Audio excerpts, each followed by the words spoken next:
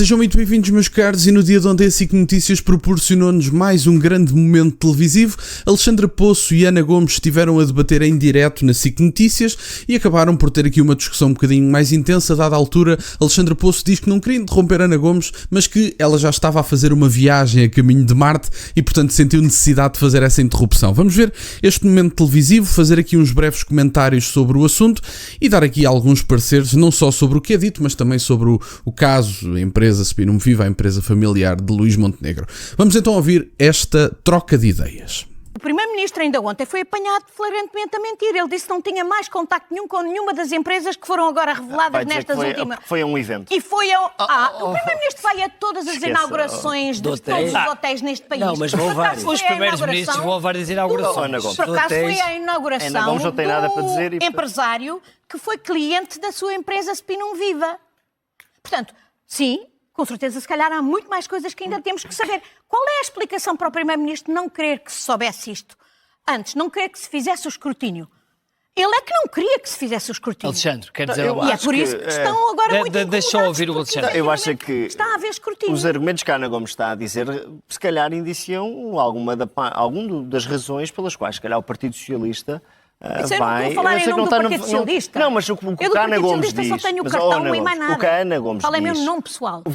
Mas o que a Ana Gomes diz é idêntico àquilo que continuam a fazer dirigentes do Partido Socialista. Que é o tema de idoneidade. Aquilo que continua a fazer, por exemplo, o próprio Partido Socialista, que por um lado diz assim, nós não falamos da Spinum Viva, todas as semanas marca uma conferência de imprensa para falar da Spinum Viva. Mas nós estamos aqui em eleições por causa da Spinum Viva. Mas eu posso falar da Spinum Viva. Eu tentei não interrompi só quando passou para Marte, mas de resto eu tentei não interromper. Agora, o ponto é este. Desde 28 de fevereiro que surgiram 4 grandes questões que o Partido Socialista apresentava. Antes de ouvirmos as questões do Partido Socialista e Alexandra Poço, com toda a probabilidade, a rebater essas questões, eu gostava de deixar só uma nota. Há várias situações na vida do Primeiro-Ministro de coisas que nós não sabemos e que deveríamos saber, na capacidade que o Primeiro-Ministro tem tido de se esquivar aos escrutínios que deveriam ser feitos e aos esclarecimentos que ele próprio deveria fazer, e há várias situações que nos deveriam preocupar sobre o Primeiro-Ministro e que efetivamente são alvo de preocupação. Agora vamos lá ver uma coisa. O Primeiro-Ministro ir a uma inauguração de um hotel que efetivamente foi inaugurado por um antigo cliente da Spinum Viva, isso por si só não é algo preocupante. A Ana Gomes está a virar todo o seu armamento, toda a sua atenção a um acontecimento completamente irrelevante. Para mim, por exemplo, é muito mais relevante como é que o Primeiro-Ministro, que tem um apartamento em Lisboa, que queria transformar num duplex, que claramente tinha, por exemplo, obras estruturais que alteravam completamente a situação daquele apartamento e, segundo a lei, quando há obras estruturais a serem feitas, têm que ser notificadas à Câmara. Luís Montenegro não o fez, dizendo que eram obras que não mexiam com a estrutura do prédio, mas era transformar um apartamento num duplex. E, portanto, é uma coisa que é curiosa, mas não só, nomeadamente as relações entre a empresa Spinum Viva e uma determinada gasolineira que tem o líder dessa mesma gasolineira, o CEO, ou como lhe quiserem chamar, o dono dessa gasolineira, vamos lhe chamar assim, que é pai de um candidato pelo PSD que efetivamente pagou 180 mil euros ou 160 mil euros à Spinum Viva, e temos aqui várias situações, várias nuances na vida empresarial de Luís Montenegro que deveriam preocupar qualquer pessoa. Eu, da minha parte, não considero que Luís Montenegro tenha condições para ser Primeiro-Ministro, até porque não teve capacidade de dar os esclarecimentos. Lembram-se de qual é que foi a primeira vez que Luís Montenegro mencionou todas estas situações, nomeadamente até preços de terrenos que o próprio tem, que ele ridicularizava a oposição, dizendo que os terrenos custavam 15 cêntimos ou 20 cêntimos, ou lá o que era. Foi precisamente quando foi marcado o debate da moção de censura do Chega. E, portanto, isto é uma pouca vergonha. O Luís Montenegro já deveria ter dado estes esclarecimentos. Os clientes de Luís Montenegro deveriam ser públicos. Agora, Luís Montenegro não pode querer dizer aos portugueses que não tem nada a ver com uma empresa que, número 1, foi construída à volta do seu nome e dos seus contactos. Ele diz que foi construída com os filhos e aquela coisa toda, mas os filhos não tinham nem capacidade nem formação para prestar os serviços que a empresa prestava, e um deles, por exemplo, lucro era menor na data de fundação da empresa. Outra questão, 2022, pico de faturação da empresa Spinum Viva e também de uma empresa de Hugo Soares. Curiosidade? Não sei. Pode dar que pensar. Agora, Luís Montenegro dizer que não quer ter nada a ver com uma empresa, número 1, sediada na sua casa, número 2, a empresa da sua família e número 3, que existe por causa do nome Luís Montenegro, isto é risível. Isto é uma anedota. Sediada na casa do próprio, o contacto era o número do próprio e, portanto, isto é uma anedota pegada. É tão simples como isto. Uma coisa é dizerem, bom, Luís Montenegro tinha uma participação numa empresa com a qual ele não tem nada a ver com a atividade. A empresa funciona sem ele. Ou está entregue a uma equipa de gestão, uma empresa de gestão privada, ou está entregue aos filhos. À mulher já sabemos que não pode por causa do regime no qual está casado. E, portanto, ou fazia esta entrega e era uma empresa que funcionava sem ele, ou é uma empresa de gestão familiar que funciona por causa dos contactos de Luís Montenegro. Isso pode ver-se, por exemplo, no pico de faturação, tanto da empresa de Luís Montenegro como da empresa do Hugo Soares. Portanto, isto está aos olhos de toda a gente e Luís Montenegro, no meu entender, não tem condições para ser primeiro-ministro. Agora, ele ir a um evento de uma inauguração de um hotel, quando o próprio já disse que, pelos vistos, mantém amizade com pessoas com quem fez negócios, sinceramente não vejo qual é que é o problema. O Primeiro-Ministro faz várias presenças em inaugurações e mesmo que não fosse o Primeiro-Ministro, podia ser Luís Montenegro na categoria apenas de amigo da pessoa. Obviamente que Luís Montenegro nunca se pode separar do seu cargo de Primeiro-Ministro porque é um dos cargos mais altos da nação, obviamente. E portanto, vamos ouvir o resto e peço desculpa esta interrupção algo longa. E que até eram legítimas. Eu até as trago aqui, 28 de fevereiro. Quem é que eram os clientes? Sabemos ou não sabemos? Sabemos. E a montanha... Que o Primeiro-Ministro tenha revelado. Também já posso ir aí. Também posso ir aí sobre a questão se...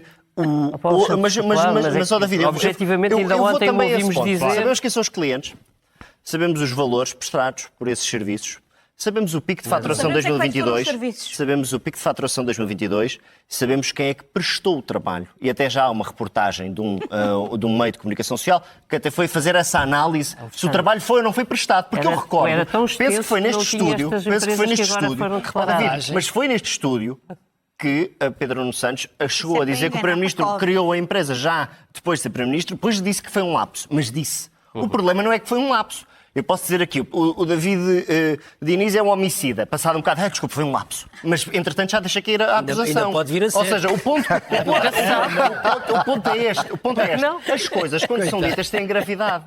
Sobre a questão da entidade... não seja agora durante o programa. Não leva mal. Sobre a questão da entidade da transparência, eu fui buscar... Sobre a questão da divulgação destes clientes, eu fui buscar o que é que aconteceu no debate. E Pedro Nuno Santos... Talvez aí até deixou aquela versão um bocadinho da moderação maquilhada, até foi um bocadinho mais autêntico, mais colérico, mais aquele que nós conhecíamos antes do último mês e meio, disse o seguinte. Quando a Clara de Sousa faz uma pergunta a Luís Montenegro, Luís Montenegro diz o seguinte. E quando o Luís Montenegro diz o seguinte, eu falo pela minha cabeça, talvez como a Ana Gomes, ou não? Espero que sim.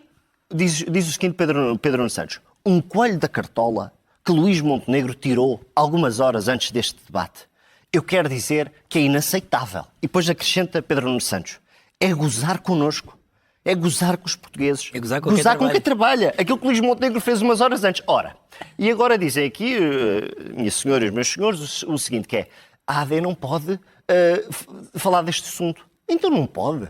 Então nós temos um candidato a Primeiro-Ministro num debate que está a ser visto quase por 3 milhões de portugueses que faz estas acusações quando a seguir se vem a provar que o Primeiro-Ministro até nem queria que o tema fosse discutido. Sim, nós sabemos os clientes, depois de praticamente um mês de Luís Montenegro a fugir a dar esclarecimentos, foi para o Brasil, voltou, discutiu a moção de censura, depois ia revelando determinadas informações a conta-gotas e, portanto, isto foi sempre assim. Luís Montenegro e esta situação empresarial da família de Luís Montenegro foi descoberta porque foi investigado pelos meios de comunicação tradicionais e o Luís Montenegro, no cargo de Primeiro-Ministro, tem que ser o primeiro a dar esclarecimentos. André Ventura diz isto com muita frequência, esta frase que eu vou repetir agora e que eu acho que é importante.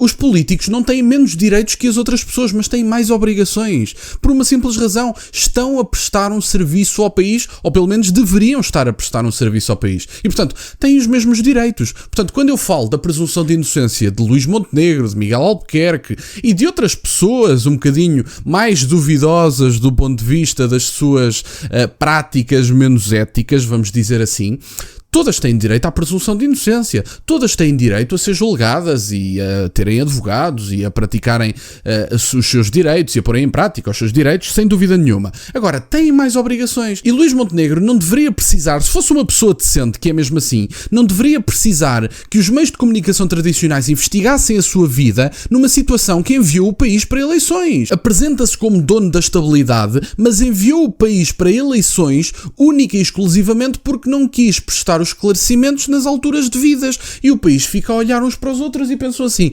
caramba, mas nós fomos a eleições há um ano atrás, porque é que estamos a voltar 1 ano e 2 meses depois a eleições? Vamos votar dia 18 porquê? Era isso que os portugueses se deveriam questionar. Será que a culpa é de Pedro Nuno Santos? Será que a culpa é de André Ventura? Ou melhor, será que a culpa é da Assembleia da República toda, à exceção da Iniciativa Liberal, segundo sei, que efetivamente estão todos errados, menos o Luís Montenegro? Será que as pessoas estão todas erradas que votaram contra a moção de confiança ou que se abstiveram? Será que está tudo errado, menos o Luís Montenegro? Só o Luís Montenegro é que está certo? Quer dizer, o PSD considera todo que ele deu os esclarecimentos adequados. Pedro Nuno Santos, há uns tempos atrás, até queria marcar uma CPI, pelos vistos já mudou de ideia, já diz que não é propriamente necessário, logo se vê, e portanto, quer dizer, nós também sabemos que Pedro Nuno Santos, com toda a probabilidade, se perde estas eleições, talvez, digo talvez, não sei se será o caso, será corrido do Partido Socialista. E portanto, Pedro Nuno Santos já diz: não sei se vamos apresentar a CPI, logo se vê, deixem ver as eleições, aquela coisa. E portanto, provavelmente o Luís Montenegro argumenta que a Assembleia da República está toda errada, uma posição que uniu tanto a direita como a esquerda. Obviamente que o CDS também não votou contra a moção de confiança, também estavam a esquecer do CDS, quer dizer, fazem parte da coligação. Agora, caramba, é preciso ter em conta também porque é que vamos a eleições. Agora, os delírios da Ana Gomes, isso são assuntos completamente diferentes. Há várias coisas que suscitam dúvidas na cabeça das pessoas, nomeadamente na minha, sobre a capacidade de Luís Montenegro ser ético e de prestar um bom serviço ao país. Eu tenho essas dúvidas, é importante que se diga, é importante que se fale do assunto, porque é esta a razão pela qual vamos a eleições. Agora, os delírios da Ana Gomes, do Montenegro ir a uma inauguração de um hotel e aquela coisa toda, eu acho que a Ana Gomes também deveria ganhar um bocadinho de juízo, que eu acho que as duas podem ser verdade ao mesmo tempo. Agora, o Pedro Nuno Santos, por exemplo, ter dito, isso para mim também é mais grave, mas aí já não foi acusado de fake news e de ser um malfeitor e um extremista de direita. Pedro Nuno Santos chegou a dizer que a empresa tinha sido fundada depois de Luís Montenegro ter sido eleito primeiro-ministro, mas aí já não havia os fact-checks, já não havia o mundo a cair, o fim do mundo em cuecas, como se costuma dizer, porque aí era Pedro Nuno Santos, aí eram as mentiras do bem. E portanto depois ele retratou-se, portanto não há problema, foram as mentiras do bem, aí podem ser ditas, isso também é relevante. Agora, a Ana Gomes, completamente infantil, como é habitual, diz que pensa pela própria cabeça. Eu acho que a Ana Gomes não pensa de um modo geral nas coisas que diz.